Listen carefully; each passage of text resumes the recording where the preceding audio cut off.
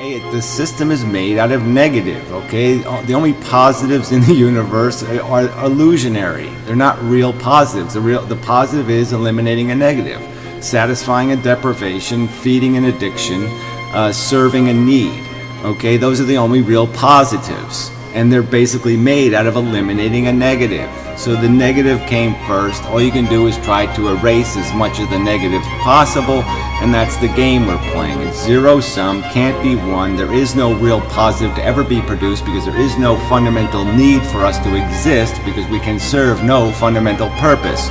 We can only create a purpose by creating need that needs to be satisfied. And that's all. It's spilt milk. There's nothing it can accomplish. It's nothing good it can do. All we can do is clean it the fuck up. Consumption, reproduction, cannibalism, and addiction. If I made a machine that did that, and I set it loose in the universe, people would call me the worst, most evil force that had ever been known in the universe. There's a lot of quantity, 7 billion people now. Totally irresponsible, totally incompatible with the resources of the planet, can't be sustained. If everybody thinks they're entitled to play this traditional family bullshit game, this imposition of life, anybody who would infect another planet with life, what would be the logic of it? You know, go seed some other planet with life so it can sit there for 2 billion years and eat each other and eventually build a McDonald's. I mean, what the fuck is that? Who would be stupid enough to think that makes sense? Yeah, and look, I've pointed out the whole game is a zero-sum game. The universe is going to end the human species. It's going to end, and it will accomplish nothing. It will make nothing permanent. Life doesn't serve any need that needs to exist.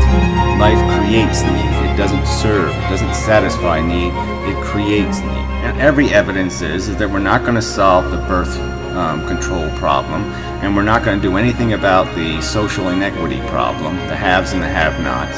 And there's no evidence that there's any barrier in the future to stop it from getting worse and worse and worse, and that the violence towards each other is going to get worse and worse and worse, that we are going to end up being radioactive cockroaches in a sense, that human subsistence, that's all there's going to be is subsistence humans left on planet Earth. There's not going to be any graceful or dignified living. And that's the future you assholes keep investing in, that you keep imposing on the future. You haven't created a safe environment. You haven't created a safe way to live.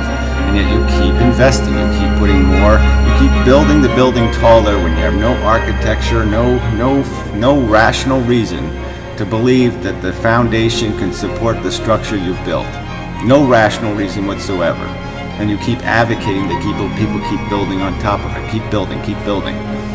It's not going to work. It's going to fail dismally, horribly, disgustingly. And I advocate, yes, I'm going to knock it down. If I could, I would knock it down before you put more victims on top of it. It's just a simple equation. Yes, stop Frankenstein before he makes more monsters. Because you're not going to create a world where there'll be anything else but Frankenstein monsters. There's all kinds of evils out there. It's just the fact that as long as you keep putting sentience at jeopardy, it will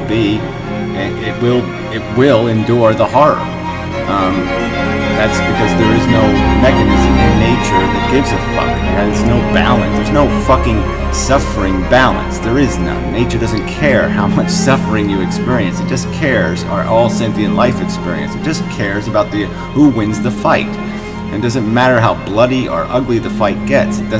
We see it in organisms. There's organisms that produce billions of offspring every year. Billions, and only 1 in a million will live. I mean, those kind of numbers are part of the reality of nature's judgment. It's horrific.